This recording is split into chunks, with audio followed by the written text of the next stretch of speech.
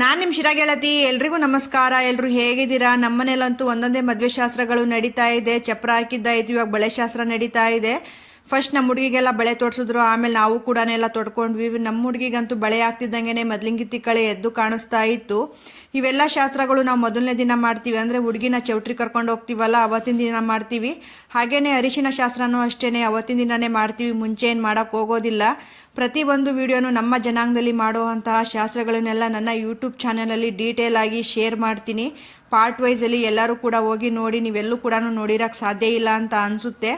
ಹಾಗೇನೆ ನಿನ್ನೆ ನಾನು ಯೂಟ್ಯೂಬ್ ನೋಡ್ತಾ ಇರಬೇಕಾದ್ರೆ ಒಂದು ವಿಚಾರ ಕೂಡ ನೋಡಿದೆ, ತುಂಬಾ ವೈರಲ್ ಆಗಿರುವಂತಹ ವಿಷಯ. ಅದನ್ನೆಲ್ಲ ನೀವು ಕೂಡ ನೋಡಿರ್ತೀರಾ.